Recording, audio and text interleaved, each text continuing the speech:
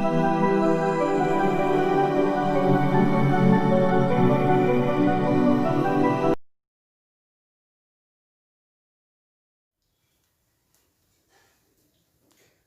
Everyone, very good morning to all of you and welcome to Univ Academy. जैसे कि आज देख रहे होंगे आप बोर्ड में कि मैं आज आपको क्या बताने वाला हूँ। बिल्कुल सही है, मैं आज आपको नोबेल प्राइज़ के बारे में पढ़ाऊँगा। ठीक है, नोबेल प्राइज़ जैसे कि आप जानते हैं कि बहुत बहुत बहुत ज़्यादा इम्पोर्टेंट, मोस्ट इम्पोर्टेंट टॉपिक है as a exam point of view. ठीक है, और सारे नोबेल प्राइज़ की घोषणा हो चुकी है और मिल भी चुके हैं। ठीक है, ये भी आपको मालूम होगा। तो ये आने वाले किसी भी एग्जाम के लिए इतने ज़्यादा महत्वपूर्ण है कि इनके बारे में जानना आपको बहुत ज़रूरी है। तो मैं आपको बताऊंगा कि आपको कैसे 2020 के नोबेल प्राइज़ जो मिल चुके हैं उन्हें कैसे ट्रिक से आपको याद रखना है। ठीक है, किस वजह से मिले हैं, किस लिए दिए गए हैं, ये भी बताऊँगा, ट्रिक भी बताऊँगा। लेकिन उससे पहले स्टार्ट करते हैं अपन कुछ बेसिक चीज़ों से, जो कि कभी कभी मान लीजिए डायरेक्ट ये नहीं पूछता कि किसे दिया गया, कुछ बेसिक चीज़ें ही पूछ लेता है। ठीक है, तो उसका इतिहास जानिए, उसके बेसिक पॉइंट्स को जान लीजिए, उसके बाद अपन आगे की बात करेंगे। ठीक, तो जैसे कि आप देख रहे हो नोबेल प्राइज़, तो नोबेल प्राइज़ के बारे में मैं आपको इन सब चीज़ों के बारे में एक एक करके डिस्कस करता हूँ आपसे। जैसे कि पहला संस्थापक, तो इसके संस्थापक कौन थे? इसके संस्थापक थे अल्फ्रेड बर्नहार्ड नोबेल। ठीक है, नाम आपने सुना होगा, अल्फ्रेड बर्नहार्ड नोबेल। ठीक, कौन थे ये? एक स्वीडिश साइंटिस्ट और एक उद्यमी थे। ठीक है ना, स्वीडिश खोजकर्ता आविष्कारक थे और एक उद्यमी व्यक्ति थे। सन 1895 में, कब? 1895 में, 1895 में इन्होंने नोबेल प्राइज की स्थापना की थी।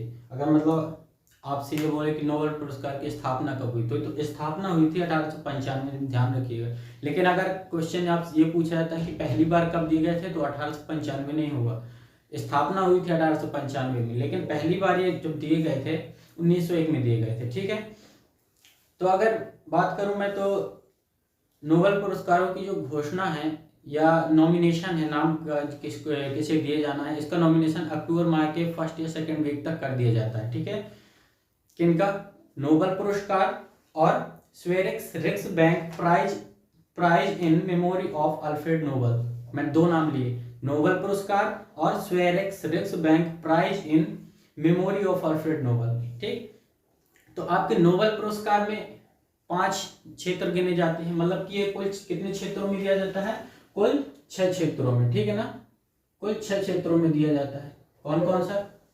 फिजिक्स, केमिस्ट्री, फिजियोलॉजी, या फिर बोलते हैं चिकित्सा के क्षेत्र में या मेडिसिन के क्षेत्र में। ठीक, साहित्य के क्षेत्र में दिया जाता है, अर्थशास्त्र के क्षेत्र में दिया जाता है। ठीक है, और शांति के क्षेत्र में दिया जाता है।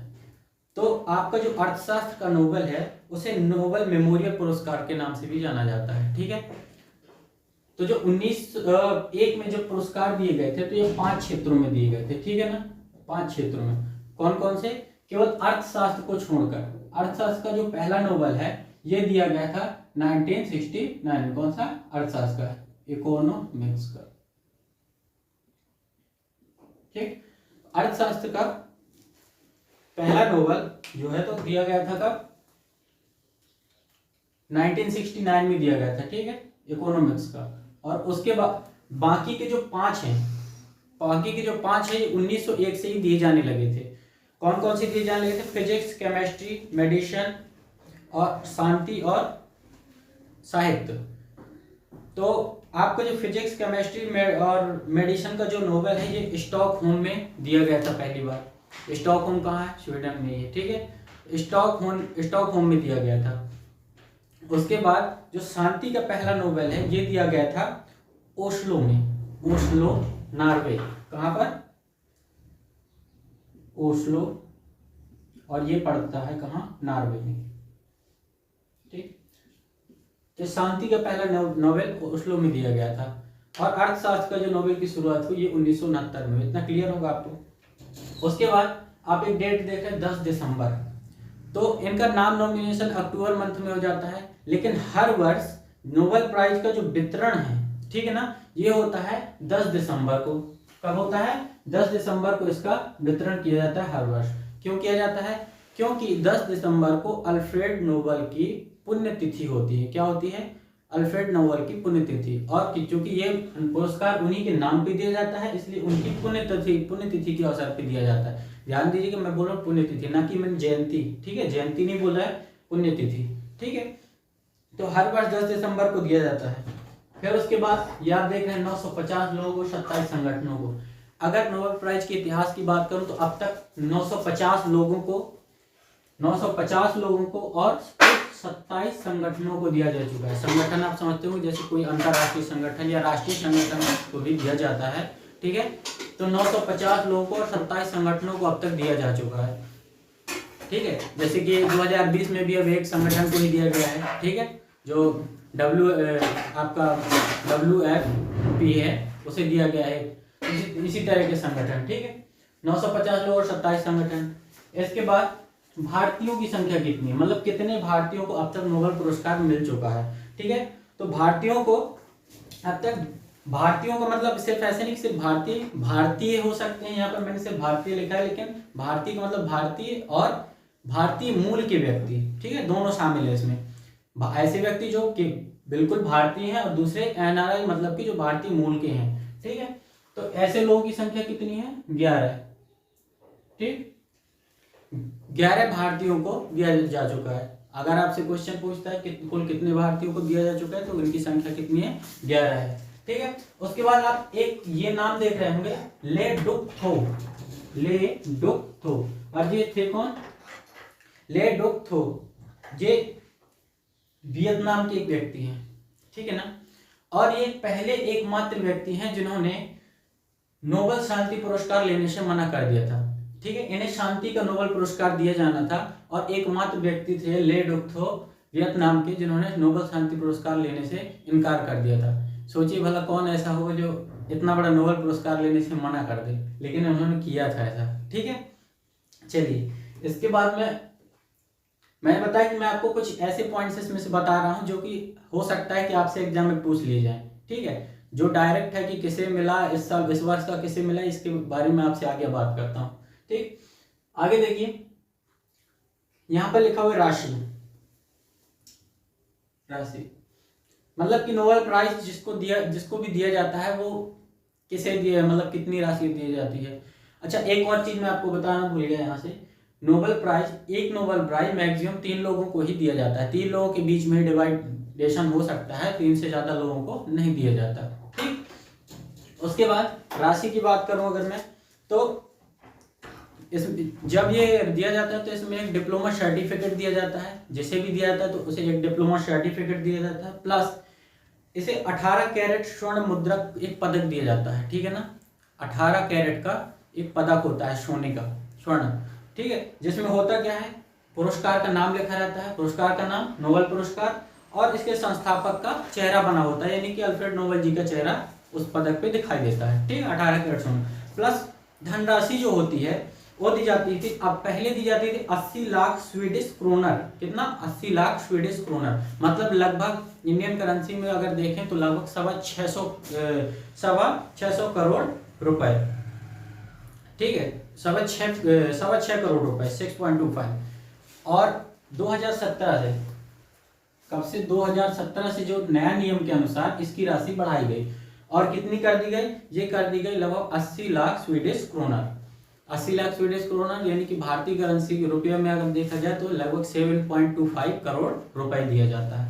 ठीक, तो ये हुई पुरस्कार की राशि की बात कि आखिर कितना क्या किया जाता है। तो सर्टिफिकेट प्लस एक पदक और कुछ अमाउंट।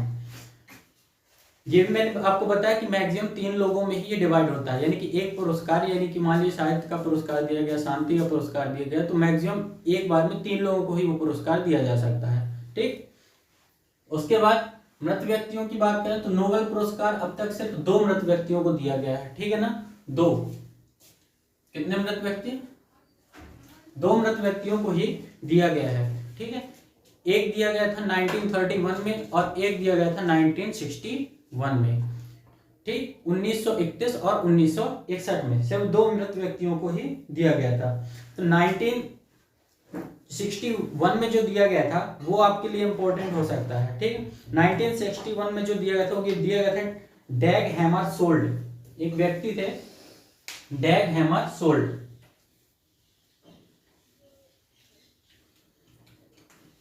1961 में ये लास्ट व्यक्ति थे जिन्हें मरणोपरांत दिया गया था, ठीक है ना। मृत व्यक्तियों की बात करो मतलब मरणोपरांत देना, तो यहां पर दिया गया था डैग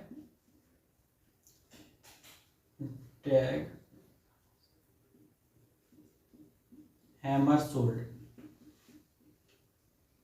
ये थे कौन? ये डैग हैमरशोल्ड जो थे ये यूएनओ के, यूनाइटेड नेशन ऑर्गेनाइजेशन के क्या थे? महासचिव थे, ठीक है। और ये लास्ट व्यक्ति थे जिन्हें मरणोपरांत दिया गया था। तो अगर आपसे ये पूछा जाता है कि अब तक कितने मृत व्यक्तियों को नोबेल पुरस्कार दिया जा चुका है, तो सिर्फ 2 मृत व्यक्तियों को ही नोबेल पुरस्कार दिया जा चुका है। इसके बाद हुआ क्या था, एक 1931 में भी दिया गया था, लेकिन वो आपके लिए इतना इंपॉर्टेंट नहीं, ठीक है।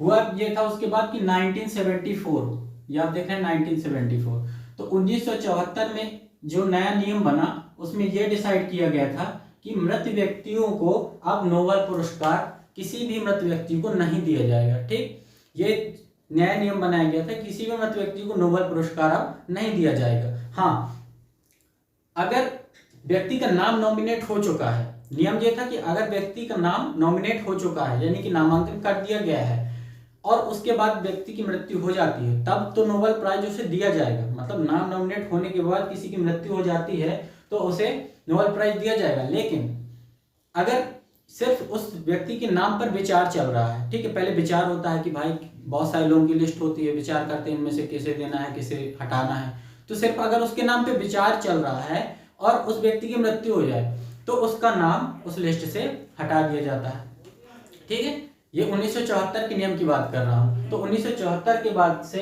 किसी भी मृत व्यक्ति को जो नोबेल प्राइज देना क्या कर दिया गया था? बंद कर दिया गया था, ठीक। उसके बाद सर्वाधिक कौन से देश को दिया गया? अगर ये पूछा जाता है किस देश को सर्वाधिक नोबेल प्राइज मिल चुके हैं, मतलब किस देश के लोगों को, तो सबसे ज्यादा जो नोबेल प्राइज मिले हैं तो आपको मालूम कि अमेरिका सबसे आगे रहता है इन चीजों में, ठीक है। तो अमेरिका, जर्मनी, ब्रिटेन, फ्रांस। तो अगर सर्वाधिक लोगों की मैं बात मतलब देश में किस देश को सर्वाधिक मिला है तो फर्स्ट रैंक जाता है यहाँ अमेरिका को, ठीक। फर्स्ट रैंक अमेरिका, सबसे ज्यादा किसको मिले हैं? अमेरिका को मिले हैं। और दूसरे नंबर पे जर्मनी, दूसरे नंबर पे जर्मनी, और तीसरे नंबर पे फ्रांस और ब्रिटेन आता है, ठीक। ब्रिटेन और फ्रांस तीसरे नंबर पे है। तो सर्वाधिक किस देश को दिए गए हैं? अमेरिका को दिए गए हैं। उसके बाद ये है, आप ये देख रहे होंगे रेड क्रॉस। रेड क्रॉस ये बहुत ज्यादा इंपॉर्टेंट है, एग्जाम में कई बार पूछा भी जाता है। तो रेड क्रॉस को सबसे अधिक बार नोबेल प्राइज अब तक दिया गया है, ठीक है। और रेड क्रॉस को कौन से क्षेत्र में दिया जाता है? शांति का नोबेल दिया जाता है, क्योंकि शांति बनाए रखने का काम करते हैं, या फिर किसी ऐसी जगह जहां लोगों को इनकी जरूरत होती है। आपने नाम सुना होगा रेड क्रॉस का बहुत ज्यादा, तो जरूरतमंदों की क्या करते हैं? मदद करते हैं, ठीक है। तो सबसे ज्यादा क्या दिया गया है? कितनी बार? 3 बार। ये एक ऐसी संस्था जो 3 बार नोबेल प्राइज अब तक ले चुकी है। 3 बार कब तक ले चुकी है? कब कब?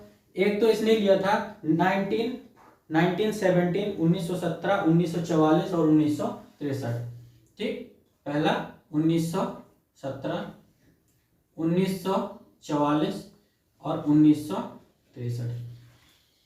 1917 आप ये देख के समझ सकते हैं कि 1917 लगभग प्रथम विश्व युद्ध के समय, ठीक है, क्योंकि इसका काम है इस संस्था का शांति बनाए रखना, ठीक है। जहां पर ऐसे युद्ध जैसी स्थितियां होती हैं तो वहां पर बहुत सारे लोग घायल होते हैं, मृत होते हैं, तो उनका ट्रीटमेंट करना या कुछ करना, ठीक है, आप रिलेट कर सकते हैं, याद रख सकते हैं।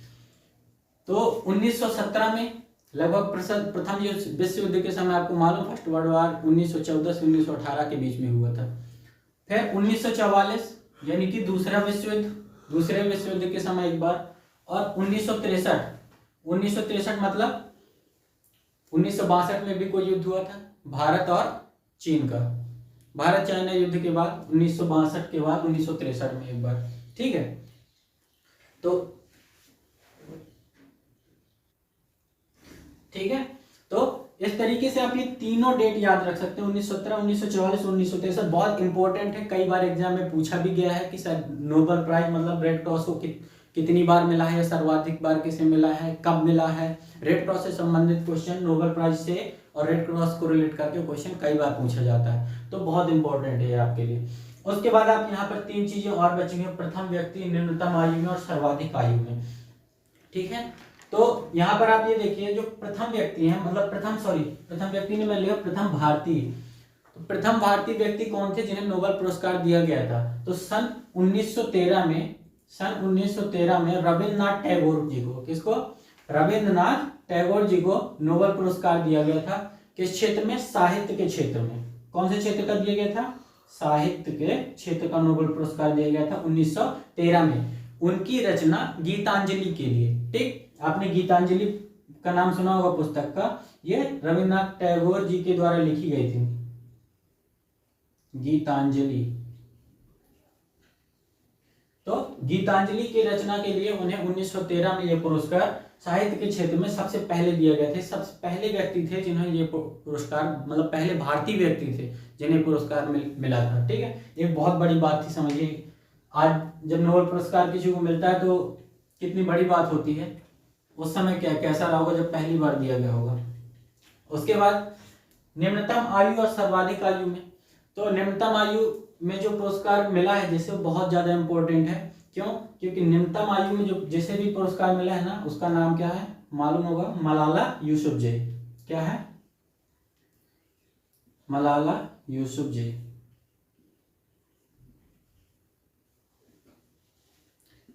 कब मिला था इन्हें 2014 में। कब? 2014 में ये नोबेल पुरस्कार मिला था। किस क्षेत्र में? शांति के क्षेत्र में। ठीक, शांति के क्षेत्र में 2014 में जब ये नोबेल पुरस्कार मिला था तब इनकी आयु मात्र 17 वर्ष की थी। कितनी वर्ष की थी? 17 वर्ष की उम्र में नोबेल प्राइज इन्होंने पा लिया था। सो इसलिए ये बहुत ज्यादा इंपॉर्टेंट है, एग्जाम में कई बार पूछा गया, क्योंकि ये सबसे कम आयु की, मतलब नोबेल प्राइज के इतिहास में देखा जाए तो सबसे कम आयु की है ये महिला जिन्हें ये पुरस्कार इतनी कम उम्र में हासिल किया था। ठीक है, और उसके बाद मतलब ये एग्जाम में कई बार पूछा भी जाता है। ठीक, तो आप इसे विशेष रूप से आप याद रखिएगा। उसके बाद देखिए सर्वाधिक आयु में अगर बात करूं तो सर्वाधिक आयु में जो दिया गया है, अच्छा एक और चीज, 2014 में जब नोबेल पुरस्कार दिया गया था मलाला यूसुफजई को, तो उस समय इन्हें शांति का पुरस्कार दिया गया था। तो इन्हें शांति का पुरस्कार जब दिया गया था तो उसी समय भारत के एक व्यक्ति, नाम सुना होगा आपने, कैलाश सत्यार्थी। ठीक है ना, कैलाश सत्यार्थी। कैलाश सत्यार्थी जी को भी शांति का नोबेल दिया गया था। उनके बचपन बचाओ आंदोलन के लिए दिया गया था, मतलब वो बच्चों के लिए काम कर रहे थे, तो बचपन बचाओ आंदोलन के लिए इन्हें 2014 मलाला यूसुफजई के साथ भी नोबेल पुरस्कार दिया गया था। ठीक है, तो आपका जो सबसे कम उम्र का हुआ कौन? मलाला यूसुफजई। मैंने कैलाश सत्यार्थी इसलिए बता दिया कि चूंकि मलाला यूसुफजई के साथ में नोबेल प्राइज इन्होंने क्या शेयर किया था, इसलिए ये इंपॉर्टेंट है, साथ में है, इसलिए बार बार पूछा जाता है। उसके बाद बात आती है सर्वाधिक आयु की। तो सर्वाधिक आयु में जो किसे दिया गया था, तो सर्वाधिक आयु में दिया गया था, एक नाम है लियोनिद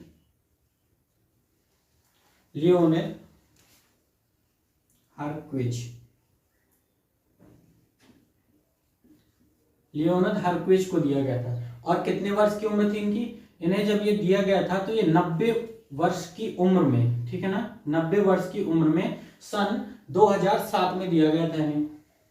2007 में, कोई बहुत पुरानी बात नहीं है, 2007 में इन्हें दिया गया था। उस समय इनकी उम्र 90 वर्ष थी। तो ये सर्वाधिक आयु के व्यक्ति, ऐसा क्वेश्चन पूछा जाता है कि सर्वाधिक उम्र में नोबेल पुरस्कार पाने वाले व्यक्ति निम्न में से कौन है? 4 नाम दे दिए जाएंगे।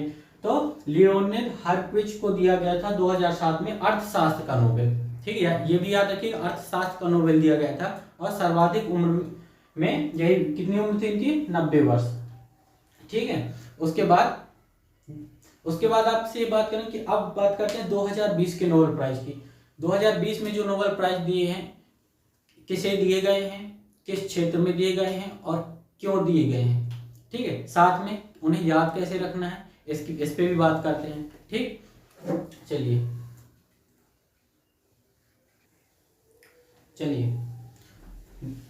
अब ये देखते हैं अपन कि 2020 में मतलब इस वर्ष जो भी नोबेल प्राइज जिन लोगों को दिए गए हैं, क्यों दिए गए हैं और किस लिए दिए गए हैं, उन्हें याद कैसे करना है। आपके सामने है, मैंने लगभग सब कुछ ही लिखा हुआ है। तो पहले मैं बात करता हूँ आपसे चिकित्सा के नोबेल पर। ठीक है, चिकित्सा का नोबेल या इंग्लिश में से मेडिसिन नोबेल या फिजियोलॉजी नोबेल भी बोलते हैं। ठीक है, तो ये इस वर्ष 3 लोगों को दिया जा चुका है। मैं जैसे कि आपको पहले बताया कि ये मैक्सिमम 3 लोगों को ही दिया जाता है। ठीक, एक क्षेत्र में केवल 3 लोगों को ही मैक्सिमम दिया जा सकता है, कम हो सकते हैं, ज्यादा नहीं हो सकते। ठीक, तो आप देखिए पहला जो नाम है यहाँ पर हार्वे जे अल्टर।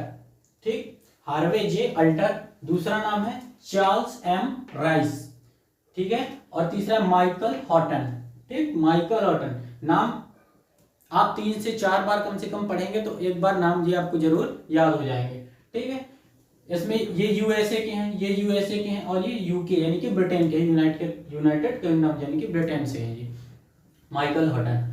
चिकित्सा का नोबेल इन्हें दिया गया। अब आप रही बात कि इन्हें दिया क्यों गया है, तो इन्हें दिया गया हेपेटाइटिस सी वायरस खोज के लिए। ठीक है, इन्होंने हेपेटाइटिस सी वायरस की खोज की है। ठीक है, जिससे क्या है कि जो मतलब ब्लड की जो जांच होती है, खून की जो जांच होती है, इससे नई जांचें संभव हो पाई हैं। ठीक है, मतलब जांच के कुछ नई चीजें जो ब्लड में होती हैं जिनका पहले पता नहीं लगाया जा सकता था, तो हेपेटाइटिस सी वायरस की खोज की वजह से इस चीज का पता लगाना अब संभव हो चुका है और काफी नई जांचें भी सामने आई हैं। ठीक, मतलब और नए तरीकों की खोज हुई है।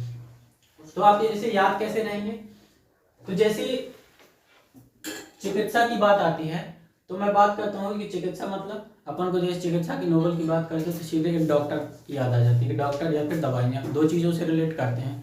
ठीक, तो एक आदमी है, आप थोड़ी छोटी सी स्टोरी सुनिएगा। जैसे कि मान लीजिए एक आदमी है और डॉक्टर के पास जाता है। ठीक, और बोलता है कि मैं तो बीमार हो गया हूँ। तो बोले भाई बीमार क्यों हो गए हो, क्या हुआ था। बोले कि सर कल चावल खा लिए थे, ठंडे वाले बासी चावल खा लिए थे। तो उसने बोला, डॉक्टर ने, कि भाई बासी चावल क्यों खाए हैं, बासी चावल नहीं खाना है। ठीक है, कैसे खाना है आपको, चावल कैसे खाना है, हॉट। कैसे खाना है, हॉट यानी कि गर्म चावल खाना है। ठीक है, हॉट राइस लेना है। तो यहां से आपको तीसरा जो माइकल हॉटन से एक वर्ड आता है, हॉट। ठीक, हॉट लिया मैंने, और चार्ल्स एम राइस से ले लेते हैं राइस। तो उसने डॉक्टर ने बोला कि हॉट राइस खाना है आपको, और साथ में आपका स्वास्थ्य अच्छा रहे इसलिए आप उसमें क्या डाल लीजिए, उसमें हर भी डाल लीजिए। ठीक है, हर आप सभी जानते होंगे दवाइयों में विशेषकर बहुत यूज होता है उसका। तो आपका जो पहला नाम है हार्वे, तो हार्वे से मैंने एक वर्ड लिया है हर। ठीक, तो आपकी जो ट्रिक यहाँ बनती है हॉट राइस विद हर। मतलब तीनों चीजें आप देखिए दवाई से ही रिलेटेड हैं, आपको याद रखने के लिए, मतलब खाने पीने से रिलेटेड है। चिकित्सा के क्षेत्र में अगर बात करें तो डॉक्टर के पास जाओ तो विशेष खाने पीने का मतलब परहेज बताते हैं क्या खाना है क्या नहीं खाना है। तो बस उसने भी इसी तरह की सलाह दी हॉट राइस विद हर लेना है आपको। ठीक, तो आप यहाँ से इसको इसी तरीके से याद रखेंगे। आप 3 से 4 बार पढ़ेंगे, आपको नाम और ट्रिक दोनों ही याद हो जाएगा। क्यों दिया गया ये मैंने आपको बता दिया, हेपेटाइटिस सी वायरस की खोज के लिए दिया गया है। अच्छा, और ये चिकित्सा का जो पुरस्कार कौन सी संस्था देती है, तो इसे देती है royal Swedish academy of sciences. ठीक है ना, रॉयल साइंसेस या science, royal Swedish academy of science के द्वारा दिया जाता है। Royal Swedish academy of science लगभग इन सभी को देती है, सिर्फ कौन सा एक ही नहीं देती है, शांति का। वो मैं आपको बताऊंगा शांति का नोबेल किसके द्वारा दिया जाता है, लेकिन ये किसके द्वारा दिया जाएगा, royal Swedish academy of science. आप चाहे तो नोट कर सकते हैं। उसके बाद अपन दूसरा बात करते हैं भौतिकी के नोबेल की। भौतिकी का नोबेल इस बार भी 2020 में 3 लोगों को दिया गया है। नाम क्या है उनके, रोजर पेनरोज। ठीक है, पहला नाम है रोजर पेनरोज का, जो कि यूके से बिलोंग करते हैं, यूनाइटेड किंगडम से। ठीक, दूसरा नाम आता है रेनहार्ड गेंजेल का। रेनहार्ड गेंजेल ये कहां से हैं, जर्मनी से हैं। और तीसरा नाम आता है एंड्रिया गेज। ठीक, इन तीनों को दिया गया है। और दिया क्यों गया है, तो ब्लैक होल की प्रामाणिकता सिद्ध करने के लिए। ब्लैक होल के बारे में आपने सुना होगा ठीक है। तो ब्लैक होल की प्रामाणिकता सिद्ध करने के लिए, मतलब स्पेस में एक ऐसी जगह है ब्लैक होल जहां से सूर्य की रोशनी भी बाहर नहीं जा सकती, अगर वहां मतलब वहां सब कुछ ब्लैक ही रहता है, कुछ दिखाई नहीं देता।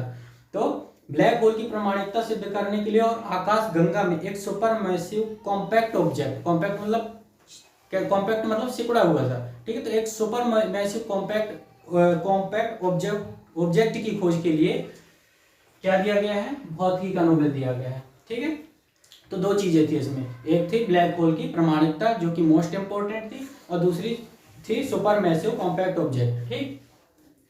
ये अब इसमें 3 लोगों को दिया गया है। तो इसमें विशेष खास बात यह थी कि रोजर पेनरोज को जो भी पुरस्कार राशि का वितरण किया गया है, तो 50% दिया गया है रोजर पेनरोज को, बाकी की जो 50% राशि बची है उसमें 25% दिया गया है रेनहार्ड गेंजेल को, और 25% ही दिया गया है एंड्रिया गेज को, ठीक है। मतलब पूरी राशि का आधा भाग मिला है रोजर पेनरोज को, और आधे में आधा कर दिया गया है रेनहार्ड गेंजेल और एंड्रिया गेज के लिए। क्यों? क्योंकि इनका जो पार्टिसिपेशन था, कहीं ना कहीं जो इनके प्रयास थे बहुत ज्यादा थे, इसलिए ऐसा किया गया है, ठीक है। अब आप इसे याद कैसे रखेंगे, तो देखिए जैसे यहाँ पर एक ट्रिक लिखी हुई है, रोज रोज जेल इन इंडिया, मतलब इंडिया में रोज रोज एक जेल की तरह रहता है। कोई बच्चा है घर से बाहर जाना चाहता है, लेकिन नहीं, उसको निकलने नहीं देते, बोलते हैं घूमने जाना है, दो मम्मी पापा बोलते हैं कि नहीं जाना है, घर में रहो, बोलता है खेलने जाना है, बोलते नहीं घर में रहो। बच्चे बोलते हैं यार इंडिया में तो रोज रोज जेल की तरह होता है, ठीक है। इसके बजाय में कहीं दूसरी कंट्री में, अमेरिका में होता या किसी दूसरे यूरोप कंट्रीज में होता तो बढ़िया आराम से घूमता, वहाँ इतना कोई पाबंदी नहीं होती है, ठीक। तो मतलब इरिटेट होके कोई बोलता है कि रोज रोज इंडिया तो बिल्कुल जेल की तरह हो गया है, रोज रोज मतलब जेल में रहता हूँ, ऐसा लगता है घर में नहीं रहता हूँ, जेल में रहता हूँ। यहाँ से पहला जैसे वर्ड मिला है रोज रोज का मतलब है रोजर पेनरोज। देखिए 2 बार रोज आया इसमें, रोज और रोजर पेनरोज, ये आपका पहला नाम हुआ। दूसरा जेल से आपका आता है ये जेल, यहाँ से जेल है रेनहार्ड गेंजेल, ठीक है ना। तीसरा जो है एंड्रिया, और एंड्रिया को मैंने क्या किया है इंडिया, ठीक है ना। तो आप यहां से याद रखेंगे रोज जेल इन इंडिया, मतलब रोजर पेनरोज, रेनहार्ड गेंजेल और एंड्रिया गेज को क्या दिया गया है, भौतिकी का नोबेल दिया गया है। इसके अलावा भी अगर फिर भी आप याद नहीं कर पाते तो आपके पास दूसरा ये तरीका है कि यहाँ पर देखिए लिखा है गेज। अब गेज से आपको एक और चीज याद आती होगी, स्क्रू गेज आपने सबने देखा होगा 9th क्लास में। तो स्क्रू गेज का प्रैक्टिकल किस में किया जाता है, फिजिक्स में किया जाता है। तो यहाँ से स्क्रू गेज आ जाता है। यहाँ से भी आप देखें तो गेज, या यहाँ से गेज को नहीं, यहाँ से देखें रैन किस में है, रैन क्या है, रैन भी एक भौतिक चीज है, यानी कि बारिश जो होती है क्या है, भौतिक स्थिति है, बारिश का होना, ठीक है रैन।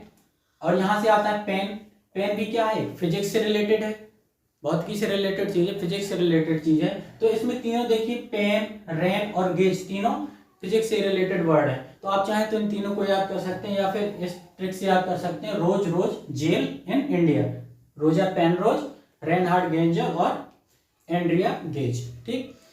देखिए आप अगर यहाँ पर भी देखेंगे तो ज्यादा से ज्यादा आपको यूएसए दिखाई देंगे, इसलिए मैंने आपको पहले भी ये चीज बताया था कि सबसे ज्यादा जो नोबेल पुरस्कार है वो यूएसए को मिले, अमेरिका को ही दिए गए हैं, ठीक। तो आपके यहाँ से 2 कंप्लीट हो गए। तीसरा बात करता हूँ रसायन के ऊपर, ठीक।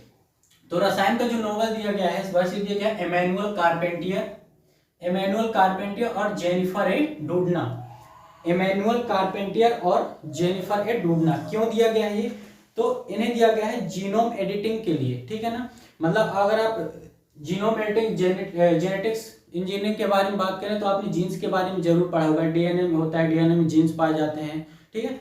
तो जीनोम एडिटिंग, तो जीनोम में होता क्या था कि मान लीजिए पहले अगर आपके फैमिली में किसी को कोई बीमारी है, या कोई ऐसी मान लीजिए कोई भी बीमारी समझ लीजिए आप, जैसे कि वर्णांधता हो गई, ठीक है। तो अगर किसी एक को है तो अगली पीढ़ी को होती है, वो अगली पीढ़ी को होती है, ठीक है। बीमारी नहीं, गुण भी होते हैं, कुछ अच्छे गुण भी होते हैं जो जीन्स के द्वारा आगे बढ़ाए जाते हैं पीढ़ी दर पीढ़ी। तो ऐसी बीमारियों को क्या किया जा सकता है, खत्म किया जा सकता है। कैसे? क्योंकि अब जीनोम एडिटिंग की जो खोज हुई है उससे क्या किया जा सकता है, जीन्स को एडिट किया जा सकता है, ठीक है। एडिट करना आप सभी समझते हैं, मतलब फेरबदल करना, ठीक। फेरबदल करके नई जीन्स बनाए जा सकते हैं, ठीक है, नई नई अच्छी अच्छी चीजें भी डेवलप की जा सकती हैं। तो उसी के लिए जो उसी की खोज की है इमैनुअल कारपेंटर और जेनिफर डूडना ने, और इसी के लिए इन्हें 2020 का नोबेल प्राइज दिया गया है रसायन के क्षेत्र में। ठीक, अब इन्होंने जो टेक्नोलॉजी बनाई है उसका नाम क्या है, तो उस टेक्नोलॉजी का मैं आपको नाम बता देता हूँ, उसको आप जरूर याद रखिए। उसका नाम है क्रिस्पर, CRISPR। मैंने क्रिस्पर पढ़ा है लेकिन ये शॉर्ट फॉर्म है किसी चीज का, अब क्रिस्पर सही नाम नहीं इसका, लेकिन CRISPR है इसलिए मैंने इसको क्रिस्पर पढ़ा है। ठीक है, CRISPR और CAS9 ये टेक्नोलॉजी है। कौन सी? जीनोम एडिटिंग की एक नई टेक्नोलॉजी है। टेक्नोलॉजी का नाम है, ये पूछा है कि कौन सी टेक्नोलॉजी की खोज की है, किस टेक्नोलॉजी की खोज के लिए दिया गया है। तो इस टेक्नोलॉजी की खोज करने के लिए, ठीक है, इस टेक्नोलॉजी की खोज करने के लिए ये इन्हें इस रसायन का नोबेल इस बार का दिया गया है। अब बात आती है कि आप इसे, अच्छा एक और चीज की, ये पहली बार ऐसा संभव हुआ है नोबेल के इतिहास में पहली बार संभव है कि ये जो नोबेल प्राइज है रसायन का, ये एक महिला टीम को दिया गया है। किसे दिया गया है? पहली बार किसी महिला टीम को ये नोबेल पुरस्कार शांति रसायन का दिया गया है, पहली बार है ये चीज। तो भी ये इंपॉर्टेंट है, जब कोई चीज पहली बार होती है तो अपने आप में वो बहुत ज्यादा इंपॉर्टेंट हो जाती है, बताने की आपको जरूरत नहीं है। ठीक, उसके बाद याद रखने की अगर बात आती है तो मैंने यहाँ पर एक नाम लिख दिया है, जेनी कारपेंटर। कारपेंटर आप जानते हैं कारपेंटर मीन्स क्या होता है, बड़ा ही मतलब, अब अगर अपने इंडिया में देखें तो कारपेंटर एक कास्ट का भी नेम होता है। ठीक है, और अगर आप थोड़ा सा रिलेट करना चाहें, अगर आप ये नाम याद कर रख सकते हैं जेनी कारपेंटर तो बहुत अच्छा है। जेनी से हो जाएगा आपका जेनिफर डूडना, और कारपेंटर से हो जाएगा इमैनुअल कारपेंटियर। ठीक, मान लीजिए किसी लड़की का नाम है जेनी नाम है, कारपेंटर उसकी कास्ट है, तो क्या हो जाएगा? Jenny carpenter. फिर भी अगर आप और अच्छे तरीके से याद रख सकें तो बहुत अच्छी बात है, मैं आपको बता देता हूँ कि जैसे कारपेंटर है, कारपेंटर क्या करता है? कुछ ना कुछ एडिटिंग करता है। किसमें करता है? लकड़ी में एडिटिंग करता है, मतलब लकड़ी को काटता है, पीटता है। जैसे आप मोबाइल में कोई चीज एडिट करते हैं तो क्या करते हैं? कहीं से कुछ करते हैं, फोटो क्रॉप कर रहे हैं, तो एडिटिंग ही कहलाता है। इसी तरह मान लीजिए कारपेंटर लकड़ी में एडिट करता है, लेकिन इमैनुअल कारपेंटियर वो किस में एडिटिंग कर रहा है? जीन में एडिटिंग कर रहा है। ठीक है ना, जीनोम एडिटिंग कर रहा है, मतलब जीन में एडिटिंग कर रहा है। तो कारपेंटर है भाई तो एडिटिंग करेगा, लेकिन किस में कर रहा है? इमैनुअल किस में कर रहा है? इमैनुअल किसमें कर? आपके जीन्स में, ठीक है ना, जीन्स में कर रहा है। इसी तरह आप दूसरा नाम कैसे याद रखें? दूसरा नाम अगर आप ध्यान से देखिए तो उसमें लिखा है डूडना। क्या लिखा है? डूडना। ठीक है, लास्ट के दो वर्ड अगर आप ध्यान से देखिए तो क्या लिखा हुआ है? डना। डना लिखा हुआ है। डना को अगर मैं इंग्लिश में लिखूं तो क्या लिखूंगा? DN और A। ठीक है ना, DNA। और DNA में ही क्या होता है? DNA में जीन्स पाए जाते हैं। तो आप ऐसे भी याद रख सकते हैं कि लास्ट में डूडना नाम में लास्ट में डना आ रहा है, यानी कि DNA आ रहा है, तो इसमें भी क्या है? DNA में होने वाले जीन्स में क्या किया है? कोई ना कोई काम किया है। ठीक, तो यहाँ से आपके 3 चीजें कंप्लीट हो गई। उसके बाद चौथा जो साहित्य के नोबेल की अगर बात करें तो इस वर्ष दिया गया है लुईस ग्लूक को दिया गया है। किसे दिया गया है? साहित्य का नोबेल दिया गया है लुईस ग्लूक को। अच्छा, और ये बिलोंग कहाँ से करती हैं? ये बिलोंग करती हैं USA से। ये एक अमेरिकी महिला है। दिया क्यों गया है इन्हें? इनकी जो एक अनूठी काव्य गायन शैली है, ठीक है, अनूठी काव्य गायन जो शैली है, काव्य गायन आवाज है जो इनकी काव्य के गायन की, उसके लिए इन्हें दिया गया है। मतलब ये अपनी कविताओं को ना बहुत अच्छे तरीके से गाती हैं। ठीक, इसलिए दिया गया। और इनकी कविता आखिर बेस्ट किस में थी? तो व्यक्ति के मानव होने के दर्दनाक वास्तविकता पर आधारित इनकी कविता थी। ठीक है, मतलब कि एक व्यक्ति जब मानव रूप में जन्म लेता है तो कितनी सारी मुसीबतों को फेस करता है अपने बचपन से लेकर मृत्यु तक में। ठीक, अपने बचपन से मृत्यु तक कितनी सारी परेशानियों को झेलता है, इस बेस पर उनकी कविता थी। और जिस तरीके से उन्होंने गा के उसको लोगों के सामने प्रस्तुत किया था, उनकी अनूठी काव्य गायन आवाज के लिए ही साहित्य का नोबेल 2020 का लुईस ग्लूक को दिया गया है। अब आता है, अच्छा अब ये कहाँ से? USA से। ठीक है, मैंने आपको बता दिया। अब देखिए कि आप इसे याद कैसे रहेंगे। तो ग्लूक में एक वर्ड आता है ग्लू। ठीक है, ग्लूक में क्या वर्ड आया है? ग्लू। तो ग्लू से आप ये पकड़ देखिए, ग्लू क्या होता है? ग्लू आप सब जानते हैं, चिपकता है, चिपकाने वाली एक चीज है ग्लू। ठीक है, तो भाई जब क्या होता है कि जब ये इतना अच्छा गाती हैं, लुईस ग्लुक इतना अच्छा गाती हैं कि जब ये गाना गाना शुरू कर मतलब अपनी कविता को गाना शुरू करते हैं स्टेज पर, तो जो लोग अपनी कुर्सियों पर बैठे होते हैं ना बिल्कुल चिपक के ही रह जाते हैं, कहीं जाने का मन ही नहीं होता, बस बैठ के उसी में कुर्सी में बैठ के चिपक के ही रह जाते हैं और सुनते रहते हैं सुनते रहते हैं। ठीक, तो इस तरीके से आप ग्लू से याद रख सकते हैं कि ग्लू, ग्लू मतलब चिपकना, और चिपक कौन रहे हैं, जो वहां पर श्रोता या दर्शक बैठे हुए हैं सुन रहे हैं किसको, कविता को। और कविता किस में आती है, साहित्य में आती है, मतलब जो साहित्य का नोवेल दिया गया है वो किसी ग्लू से संबंधित है। और जैसे ही ऑप्शन में आपको 4 ऑप्शन मिलेंगे और ग्लू दिखाई देगा तो आपको पता चले कि लुईस ग्लू को ही साहित्य का नोबेल दिया गया है। ठीक है, ट्रिक उसी के लिए होती है कि आपको ऑप्शन से देख के याद आ जाए, नाम अगर नाम याद नहीं होते हैं तो आप ऑप्शन देखें और आपको याद हो जाए। ठीक है, यदि अगर आपको ग्लू याद नहीं होता तो आप एक नाम ग्लूकोज से याद रख सकते हैं कि भाई कि कोई ग्लूकोज जैसा नाम है, किसे दिया गया, साहित्य का नोबेल ग्लूकोज को दिया गया है। ठीक है, तो ग्लूकोज से भी आपका वर्ड आ जाएगा ग्लूक, है ना। अगर आप ग्लूकोज याद रखते हैं तो ग्लूकोज से भी आपको वर्ड ग्लूक याद आ जाएगा, मतलब सरनेम या लास्ट का याद आ जाएगा तो भी इतना काफी है आप आंसर तक पहुंचने के लिए। ठीक है, इसके बाद आगे के में 4 हो गए, 2 और बचे हुए हैं। ठीक, उन्हें भी देख लेते हैं।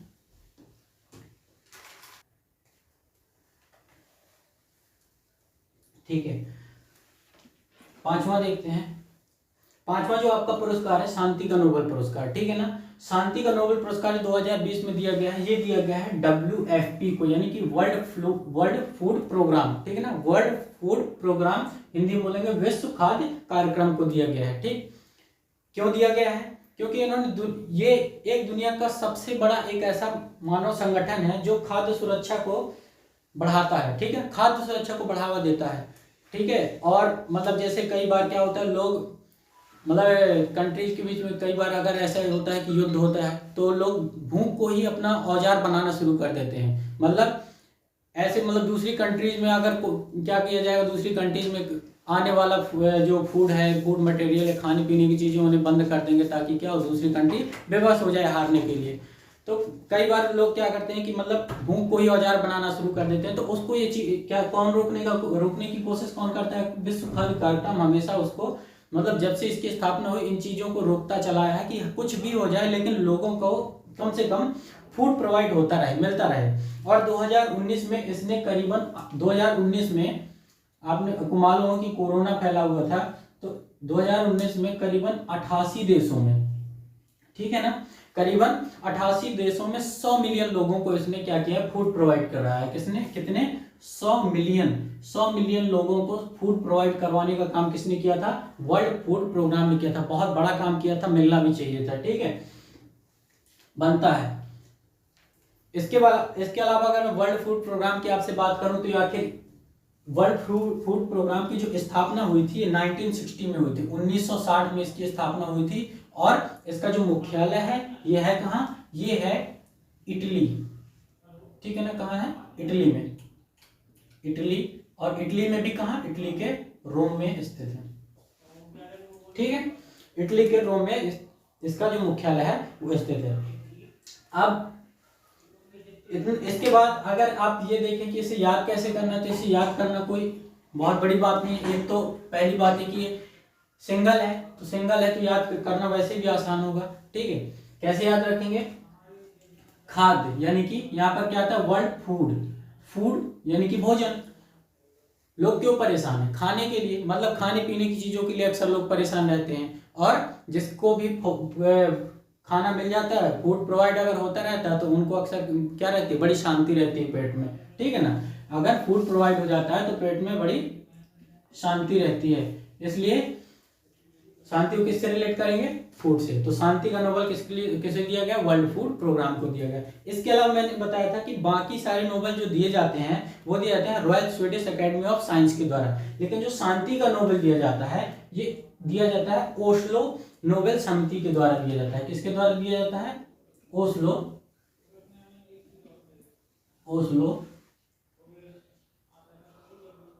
नोबेल समिति, ओस्लो नोबेल समिति के द्वारा यह पुरस्कार शांति का दिया जाता है। ठीक है, बाकी तो उसी के बाकी तो है royal Swedish academy of science के द्वारा। और मैं स्टार्टिंग में आपको बताया था कि जो शांति का पहला नोबेल दिया गया था वो ओस्लो में ही दिया गया था। ओस्लो कहाँ है? नॉर्वे में। ठीक है, नेक्स्ट हम बात करें अर्थशास्त्र के नोबेल की, यानी इकोनॉमिक्स के नोबेल की। तो सबसे ज्यादा क्वेश्चन ये पूछा जाता है कि अर्थशास्त्र का नोबेल कब से देना शुरू हुआ, क्योंकि पहले सब 5 क्षेत्रों में दिया जाता था, छठवां ये जुड़ा था 1969 में, 1969 में इसको देने की शुरुआत की गई थी। ठीक है, इसका दूसरा नाम नोबेल मेमोरी ऑफ नोबेल पुरस्कार भी है। ठीक है, इसे किस नाम से जानते हैं? मेमोरी ऑफ नोबेल पुरस्कार के नाम से भी जाना जाता है। चलिए, इस बार ये 2 लोगों को दिया गया है, पॉल आर मिलग्रोम, पहला पॉल आर मिलग्रोम, दूसरा रॉबर्ट बी विल्सन। दोनों यूएसए से हैं। देखिए, मैं दोनों कहां से हैं? यूएसए, यानी कि अमेरिकन है दोनों। मैंने पहले बताया सबसे ज्यादा अमेरिकन को मिलता है नोबेल पुरस्कार। कहीं ना कहीं ये बहुत ज्यादा डेवलप है, बहुत आगे निकल चुके हैं। तो अब बात आती है कि इन्हें दिया क्यों गया है। तो इन्हें दिया गया है नीलामी के नए तरीकों की खोज के लिए। ठीक है ना, नीलामी के नए तरीकों की खोज के लिए, जो मतलब पहले तरीके नीलामी के जो तरीके थे पुराने, उनमें मतलब बहुत सारी चीजों की नीलामी होना पॉसिबल नहीं थी, नीलामी नहीं हो पाती थी। तो इन्होंने कुछ ऐसे नए तरीके जो डेवलप किए हैं जिससे नीलामी की जा सकती है। मतलब जैसे सपोज दैट एक एग्जांपल हूं मैं आवृत्ति का, आवृत्ति की नीलामी करना पॉसिबल नहीं है, लेकिन इन नए नियमों के चलते आवृत्ति की नीलामी भी की जा सकती है। आवृत्ति आप समझते होंगे। ठीक, अब इन्हें आप याद कैसे रखेंगे? ठीक है, अगर आपसे पूछा था क्यों दिया गया है, तो नीलामी के नए नियमों की खोज के लिए या नए तरीकों की खोज के लिए इन्हें यह पुरस्कार दिया गया है। ठीक, उसके बाद इन्हें याद कैसे रहेंगे? ट्रिक क्या है? तो इन्हें याद करने की ट्रिक ये है कि देखिए, आप पहला नाम देखिए तो इसमें आया है मिल। क्या आता है? मिल। और दूसरा में नाम आता है विल। ठीक, मिल का मतलब होता है कारखाना और विल का मतलब होता है आपका पावर या बोलोगे वसीयत या प्रॉपर्टी से संबंधित कोई चीज, विल। ठीक है ना, विल मतलब होता है वसीयत या प्रॉपर्टी। तो मिल मतलब कारखाना। अब दोनों के दोनों देखिए यूएसए से हैं। ठीक है, तो आप ये देखिए कि यूएसए की इकोनॉमी कितनी अच्छी है अमेरिका की। ठीक है, अमेरिका की जो इकोनॉमी है बहुत अच्छी है। देखिए, दोनों के दोनों अमेरिकन है।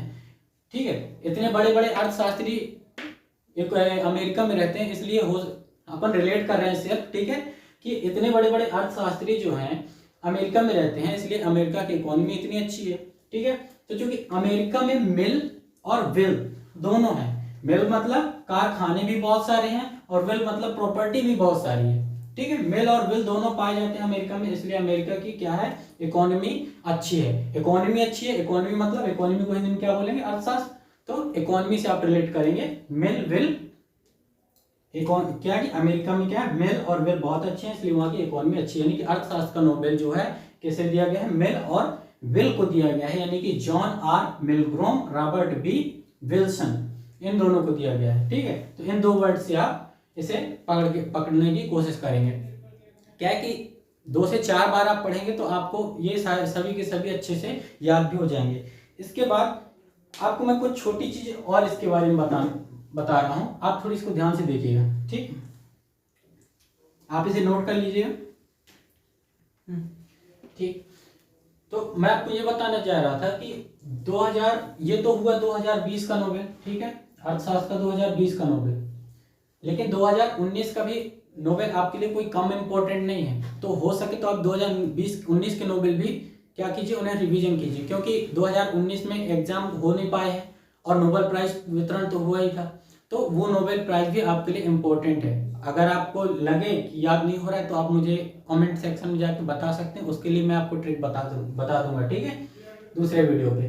लेकिन एक छोटी चीज और बताऊंगा, 2019 में जो नोबेल प्राइज अर्थशास्त्र का मिला था वो 3 लोगों को मिला था। आपको नाम याद होना चाहिए, बहुत इंपॉर्टेंट थे तीनों।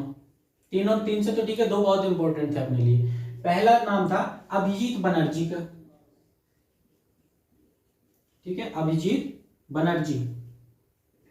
क्यों इंपॉर्टेंट है? क्योंकि ये भारतीय मूल के हैं। ठीक है, दूसरा नाम था एस्थर डुफ्लो, एस्थर डुफ्लो का। और तीसरा नाम था माइकल क्रेनर का। माइकल क्रेनर का तीसरा नाम था माइकल क्रेनर। ये लिए शॉर्ट में, ठीक। मैं केवल आपसे इन दो नामों की बात करने वाला हूँ, अभिजीत बनर्जी और एस्थर डुफ्लो। अर्थशास्त्र का नोबेल दिया गया था इन्हें। इंपॉर्टेंट इसलिए क्योंकि ये दोनों, ये अभिजीत बनर्जी इसमें कौन है, भारतीय मूल के हैं, ठीक है, पश्चिम बंगाल के हैं, भारतीय मूल के हैं। फिर एस्थर डुफ्लो कौन है, इनकी वाइफ है, एस्थर डुफ्लो इनकी वाइफ है। तो अगर मैं नोबेल प्राइज के इतिहास की बात करूं तो कई बार ऐसा हुआ है कि एक नोबेल प्राइज पति पत्नी को साथ में दिया गया है, ठीक है। जैसे मैडम क्यूरी और उनके हस्बैंड पेरे को भौतिकी का नोबेल एक साथ दिया गया था सन 1903 में, ठीक है, दिया गया था फिजिक्स के क्षेत्र में, ठीक है।